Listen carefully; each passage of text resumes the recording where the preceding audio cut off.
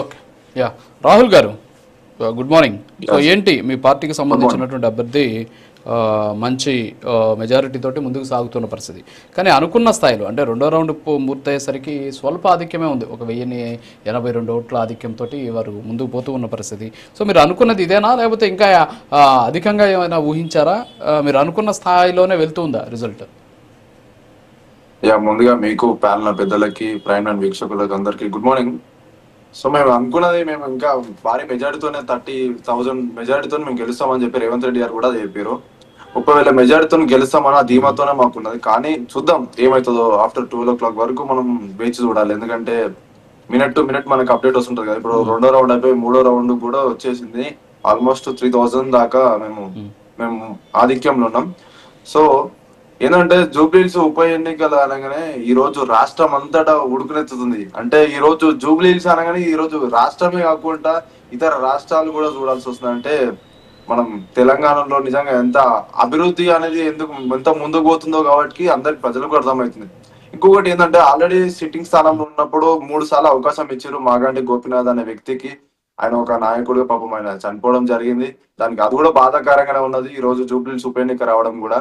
So వచ్చినా గానీ ఈ రోజు కాంగ్రెస్ పార్టీ మేము ఒకటే, రేవంత్ రెడ్డి గారు ఇందాక వాళ్ళు అన్నట్టు, బీజేపీ నాయకులు అన్నట్టు మేము దుష్ప్రచారాలు చేసి ఏదో భయపెట్టి మేము ఏదో ఓట్లు అడుక్కోనేటట్టు చీప్ మెంటాలిటీ కాదు కాంగ్రెస్ పార్టీ. ఎందుకంటే ముందు నుంచైనా మేము మొన్న అధికారంలోకి వచ్చినా అదే విధంగా ఉన్నాం, ఈ రోజు కూడా అధికారం. ఎందుకంటే రేవంత్ రెడ్డి గారు హైదరాబాద్ ప్రాంతంలో మాకు ఒక కాంగ్రెస్ అభ్యర్థి, ఎమ్మెల్యే అభ్యర్థిగా ఎవరు లేరు. మీకు తెలుసు, అన్ని సర్కిల్, హైదరాబాద్ సర్కిల్ లో గ్రామాలలోనే మాకు కాంగ్రెస్ పార్టీ అధికారం, అక్కడ ఎమ్మెల్యేలు గెలిచారని హైదరాబాద్ ప్రాంతంలో లేరు. అన్ని టీఆర్ఎస్ సీట్లు రావడం జరిగింది.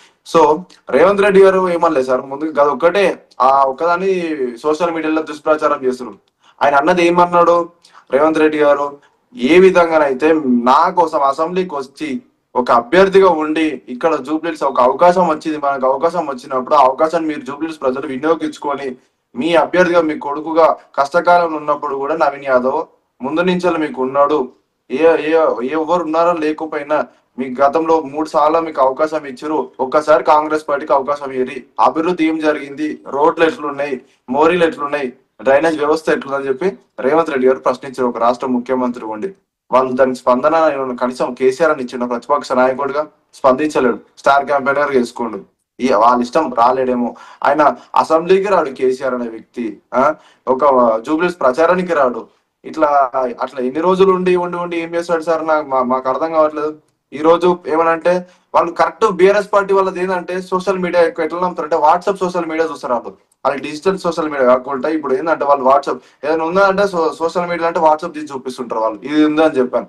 ఆ వాట్సాప్ సోషల్ మీడియా పక్కకు పెడితే వాళ్ళు చేసుకున్న సర్వేలు వాళ్ళన్ని నవ్వొస్తుంది సార్. ఈ రోజు చూస్తుంటే మీరు స్క్రీన్ మీద చూస్తున్నారు కాంగ్రెస్ పార్టీ ముందంజన ఉందంటే ఈ రోజు డెఫినెట్ గా మాకు ముందంజన ఉంటుందని మాకు తెలుసు. ఎందుకంటే కాంగ్రెస్ పార్టీ 2 సంవత్సరాల అధికారం వచ్చి ఈ రోజు ఇప్పటికి ఈ 2 సంవత్సరాల్లో మేమేం చేసినామో, మేము ఏ విధంగా పథకాలు ఇచ్చినాము, రాష్ట్రం అంతా రేవంత్ రెడ్డి గారు ఏం చేస్తున్నారు అని దృష్టిలో పెట్టుకొని జూబ్లీహిల్స్ ప్రజలు ఒకసారి కాంగ్రెస్ పార్టీకి అవకాశం ఇస్తున్నారు అని చెప్పి మేము తెలియజేస్తున్నాం. ఎందుకంటే ఈ రోజు గర్వపడుతున్నాం. ఈ రోజు ఉప ఎన్నిక వచ్చినా గానీ ఈ రోజు కాంగ్రెస్ పార్టీ 2 సంవత్సరాలు అయినా కానీ అందరు అనుకోరు, బీజేపీ వాళ్ళు, బీఆర్ఎస్ పార్టీ వాళ్ళు కూడా అందరు అనుకోరు, చాలా మంది అన్నారు కూడా మీకు రాదే రాదు, స్థానిక ఎలక్షన్ లో మీరు ఓటం పాలవుతారు, జూబ్లీహిల్స్ లో అయిపోతారని చెప్పన్నారు. ఈ రోజు కాంగ్రెస్ ముందని ఉండడం ఈ రోజు గర్వంగా ఉంది ఈ రోజు కాంగ్రెస్ గా చెప్పాలంటే. ఎందుకంటే కాంగ్రెస్ ఏ విధంగా చేస్తుందో దృష్టిలో పెట్టుకుని ఈ రోజు జూబ్లీహిల్స్ ప్రజలు ఆ విధంగా ఓట్లు వేసారు.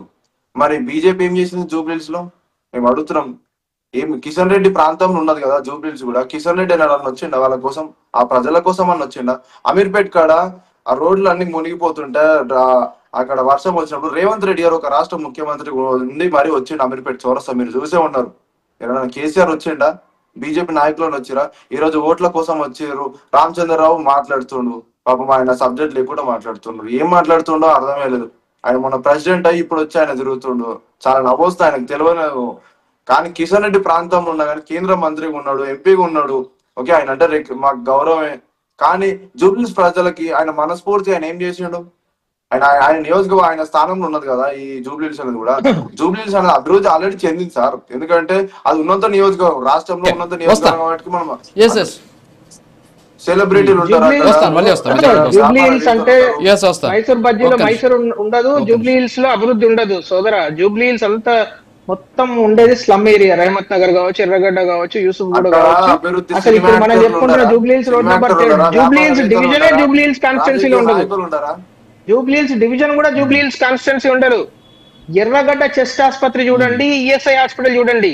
సెంట్రల్ గవర్నమెంట్ ఏం చేసింది, కిషన్ రెడ్డి గారు ఏం చేసిండ్రో కళ్ళ ముందు కనబడుతుంది. మీరు ఇక్కడ నుంచి మెట్రో దిగితే 500 మీటర్ల దూరంలో ఉంటాయి. 10 సంవత్సరాల నుంచి టిఆర్ఎస్ ప్రభుత్వము ఎర్రగడ్డ చెస్ట్ హాస్పిటల్లో ఒక్క బెడ్ కూడా ఇంక్రీజ్ చేయలేదు. ఒక్క బెడ్ నేను ఎక్కువ అడుగుతలేను. అలాంటిది ఈఎస్ఐ హాస్పిటల్ ఎట్లా ఉందో చూడండి సోదరా, కనబడుతుంది. కళ్ళున్న ప్రతి ఒక్కరికి కనబడుతుంది. ఈఎస్ఐ హాస్పిటల్ ఎట్లా అయింది, ఎంత పెద్ద బిల్డింగ్ అవుతున్నది, ఎంత పెద్ద కొత్త మెడికల్ సీట్లు వచ్చినాయి అనేది. ఈఎస్ఐ ఎక్కడ ఉందండి? ఎర్రగడ్డలో లేదా? జూబ్లీ హిల్స్ నియోజకవర్గంలో లేదా? జూబ్లీ హిల్స్ అనే కాన్స్టిట్యున్సీలో ఎంతనైతే సెంట్రల్ గవర్నమెంట్ చేయగలుగుతో అంతకు 10 చేస్తున్నాము. మీ యూపీఏ ప్రభుత్వం ఉండే కదా ఇంతకు ముందు 10 సంవత్సరాలు, మీరే కదా డబుల్ ఇంజన్, అప్పుడు మీరే కదా, అప్పుడు ఇక్కడ అక్కడ. మరి అప్పుడు ఏం చేసిర్రు? ఇదే ఈఎస్ఐ హాస్పిటల్ ఎట్లుండే అప్పుడు? ఈఎస్ఐ హాస్పిటల్ కనీసం మెడికల్ సీట్లు పెరిగినాయా? అభివృద్ధి గురించి భారతీయ జనతా పార్టీతో మాట్లాడితే ఒక్కసారి మీరు ఏం చేస్తున్నా చూస్తే మీరు ఒక ఆసుపత్రి గురించే చెప్పి మా చరిత్ర ఎక్కువ ఉన్నది, మీ చరిత్ర తక్కువ ఉన్నది. మేము చెప్పాలని చాలా పీజీఆర్ మీకు తెలుసు కదా, అక్కడ ఉన్న ప్రజలకు కూడా ప్లాట్లు కొట్టి మరిచ్చిండు అక్కడ కట్టుకోవడానికి ఇల్లులు. గతంలో స్టోరీ మీరు మర్చిపోయారా? రాజశేఖర రెడ్డి పీరియడ్ అప్పుడు కూడా తెలియదా? రాహుల్ గారు ఒక్క నిమిషం.